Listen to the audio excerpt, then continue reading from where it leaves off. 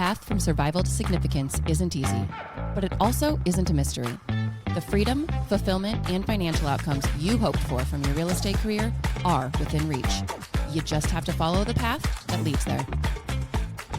I'm glad you vibe to the music a little bit like I do as we get started here. I can't just sit and listen to the music in the background and not move. No, can't do it. I recently joined a gym and they're always playing music and it's like the class variety, right? So I'm always just kind of like dancing around before things start. I'm like, they probably think I'm a total nut job. Hey, that's exactly how I am. I'm here with you for it.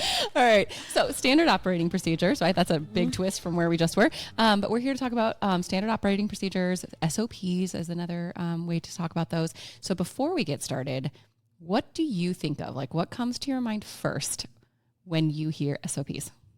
I love them. That's okay. When I hear SOPs, I get excited because to me it means like control, not in like an over controlling sense, but plans, systems, organization, so that you don't have to feel helter skelter, like you're flying by the seat of your pants. Like if you have an SOP, you have a plan and everything's going to be okay.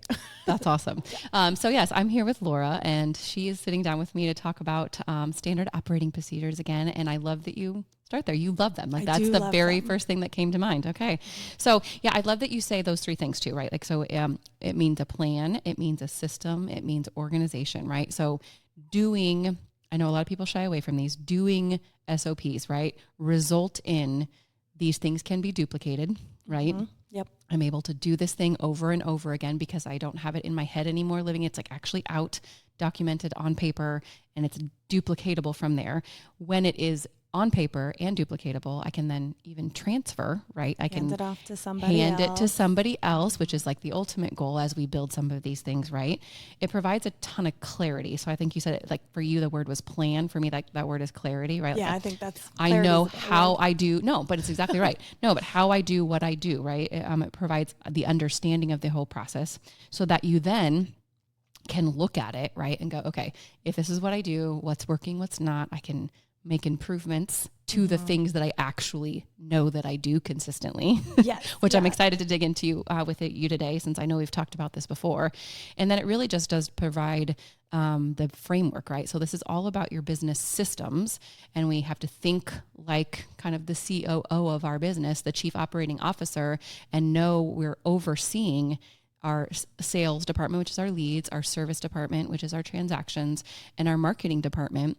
And without having some of these SOPs, right, like you have no idea how you do what you do. So I guess saying all of that, does that make you think anything more before we dig in on your experience? No, not too much, except for it recalled, and I think it's a Buffini thing. I know agents who have been in the business for 20 years, but they only have 1 year of experience. Oh, I feel like the SOPs are multiple years of experience, and you build. You take that first year, what were you doing then?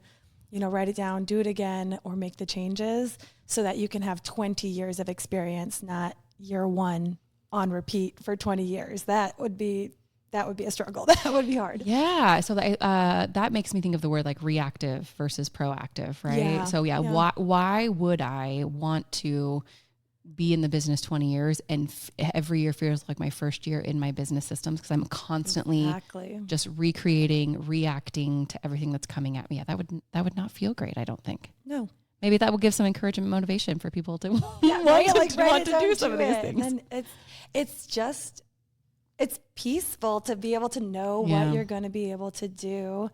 We talk about freedom in real estate and being able to do whatever you want to do, but you don't want to have to create a listing protocol every new listing that you get. That would you'd have no time to do the things that you want to do, right? Yeah. So, or even honestly, just deliver that extraordinary client experience that you could deliver if you weren't going, oh gosh, what do I do next? Or, in your last podcast, which is where I'm going next, like you said, you're able to sleep at night, right? The things are happening because it's a part of the process, and you're able to sleep better at night even when you have these in place. Yeah, because you know that you've done what you were supposed to do, and so you never have to question yourself. Yeah. Like if you've followed the step-by-step guide, which is what an SOP is, you've done what you're supposed to do. Go to bed, you're fine. Yeah, it'll be okay. Yeah, it'll all be work okay. out. Yeah, so as a point of reference, so Laura and I sat down in March of 2025, and it was the last time we talked about SOPs. Yeah. So really what I wanted to dig into today, like if anybody didn't hear that one, go back and check that one out. But I really wanted to see where you're at today with your standard operating procedures. So I guess just tell me, how has, even from March of 25 till today, we're sitting in August of 26, how have these just really helped you grow in that like next year and a half of your business?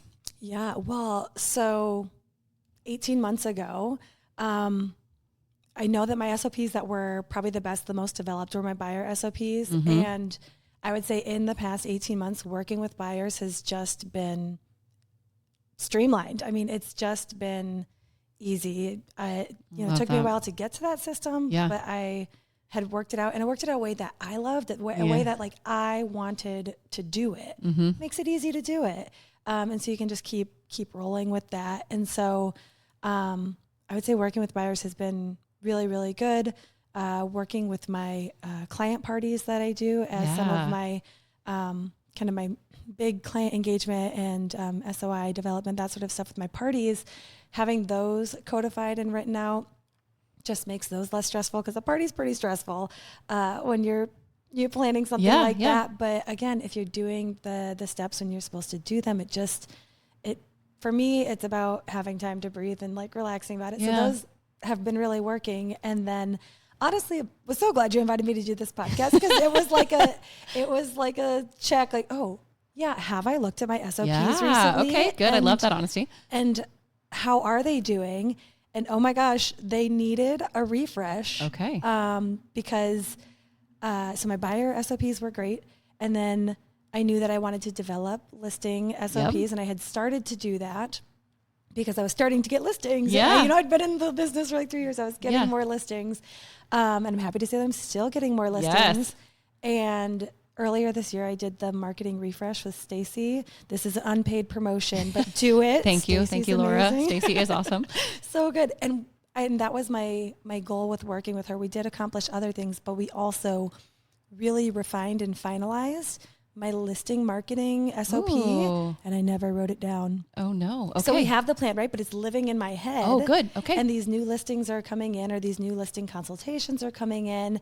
And every time it's like, I know what I need to do, but what do I need to do? Yeah. And it's like so I need to update all of my listing SOPs and put everything that Stacy and I created, I don't know, 4 or 5 months ago. Okay. No, that's into okay. documents, right? Like an SOP is a living document. It should change as your business changes. But you just gotta maybe pencil in some time to actually do it and do a monthly SOP review or bi-monthly, 100%, something like that. 100% agree. There's so many things that you said in there that I kind of want to revisit. So one, your buyer SOPs that you had worked so hard on previously, the next 18 months following that, having those SOPs in place, like I heard you say, it was easy and it was fun. Yeah. And it just got to be something you got to enjoy so much more because you have those in place. And then, there's so much to be said about like having the plan, right? Like, so you're saying now moving on to your listing marketing plan, you're able to work with Stacy and get like, okay, this is the thing that I do, and really honing in on your listing marketing plan. But yes, it's not quite to the point. I mean, like, again, I just love the honesty there. Yeah. It's not to the point of confession, right? I know, right? Pulling it out of your head. It's not to the point of being written down. So talk to me about like, what's the next steps for you there? Like what are you realizing now as you're going, oh gosh, I didn't write that down. I think I know what I do. So like what's next in that space then? So conveniently enough, I printed off the SOP planner that you had attached to the email invite. Okay. And then I brain dumped, and it's sitting in front of me here now. I just brain dumped, this is the process. And I just started writing. It's a nice little SOP builder. And then I'll probably put a little bit more into this brain dump, and then I'll turn it into my file setup that I have and the way that I build out my SOPs. But really the SOP builder was really good at just brain dumping all of this. And the thing, besides the steps, the thing that I found myself taking notes on the most was scripts that I use. And so kind of putting the script that I would use like in that situation, the particular SOP that I was building on was actually closing the listing consultation deal Ooh, and how okay. to get that signed contract. And so I found myself making notes on like these are the words we want to say, these are the vibes, and this is what we're trying to do. So I don't know if building scripts into an SOP is something everyone would do, but knowing some of my other SOPs, I know that it is That's something that helpful. I do. I put the scripts in there so I can reference them, practice them, and use them. Yeah. No, I yeah, that's really good. Yes. So excited that you're using the tool. Again, selfish plug. But yeah, no, I mean, and I think you have to use it however it works for you, right? Like, so if you are a detail leveled person like Laura and I are, because I know you said this last time too, like having the exact tool that you go then to go do this thing, or having the scripts that you often use in these sections of time, it can get to that level of detail because again, it's more about how it works for you, getting it out of your head, getting yourself to that level of what I want for you is like that fun and easy on this side of things too, on the listing side. Now that you've got to experience that in your buy side, how wonderful would it be to get to the point of fun and easy on the listing side too, because you've got more of these things documented and out of your head. Exactly. And I think a part of me when I'm writing down these scripts, part of me is thinking about handing it off, right? Yes. So if I do get to the point where I want an assistant, one of these steps is just calling to schedule the time to go through. Well, hopefully that's something I can hand off, right? That's a line item that like if I can just have someone call and schedule these appointments and put them on my calendar for me, great. Here's the script that you can use to do that, right? So it works for me right now, but hopefully it's a handoff item, Yeah. Let's talk about that for a little bit more too, because I think it's interesting because I can see handoff to, an assistant who would then set up those appointments for you. Handoff, what if you brought on a buyer or listing agent, right? Like you brought a new team member, and how beautiful for your, like, this is what we do on the Laura Major team or whatever that might look like, right? Like this is how we do what we do. And here's some scripts that I already have in place that tend to work well for our process, right? Like, so handoffable could mean lots of different things. I can see different people who could utilize those things as you grow and expand what you want to do. Yeah. As long as it's written down, it'll make the training easier. I come from a SOP background, previous jobs and stuff like that. And it's literally how you train people, and so much easier to have it already ready to go versus try and pull like, what do they need to do and how should they do it? If you're already doing it, you know how you do it. Just write it down. Yeah. And again, so it doesn't have to get to that level, but utilize it in the way that whatever helps you, and always do kind of approach it from if I were to give this to somebody else, would it be enough to at least get them where they want to go? I think. Let's keep talking about that. The dream, the goal, right? Like, I always imagine this is something that's going to be handoffable someday.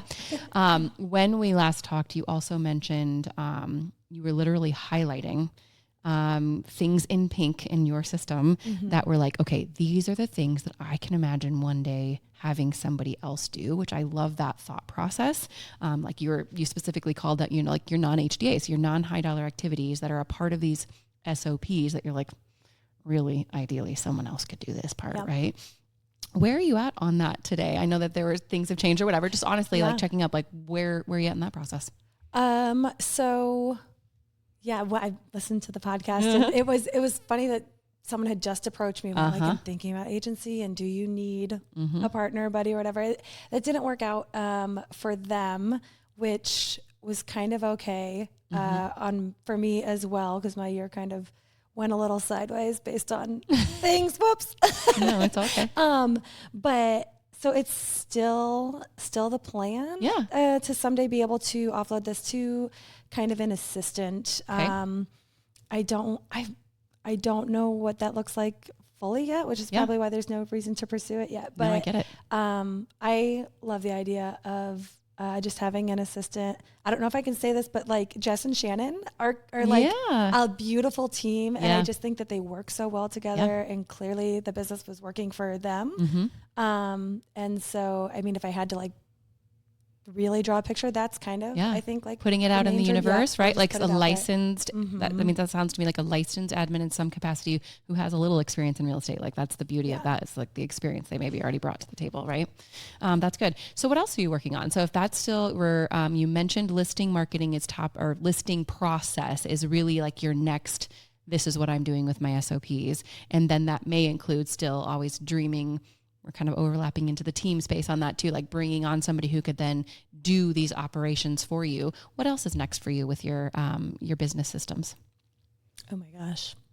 I don't know. I wasn't ready for that. I wasn't ready for that one. Because I feel like the assistant has been on the like to-do list or kind of next steps goals for so long. And it's like, well, I'm not there yet. So I don't think I've gone like further than that. Not terribly inspirational. Sorry, folks. No, it's all right. But I think once these listing SOPs are done, and I feel like they're rolling as smoothly as the buy side SOPs are, we might just rock and roll for a little bit. Yeah, I love that. Just vibe. Yeah. My goal is it's always kind of been, I guess it's always been my goal to reach a point where I am consistently doing 30 transactions a year and not wondering where they're coming from. 30 transactions. If it's more than that, great. And I can handle it because I've got a system in place. But the goal is to kind of peacefully and routinely do 30 transactions a year. And then if I get there, so this year might be the year that I get to 30 transactions.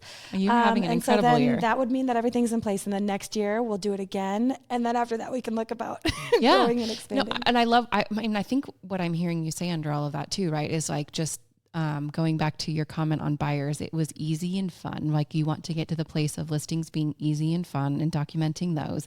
And then honestly, I like just vibe, but know that you're in a steady, this is where I live. This is where I'm at. I've got the systems. I've got the processes. Sure. I could bring somebody on someday if I wanted to, because I've got the things built.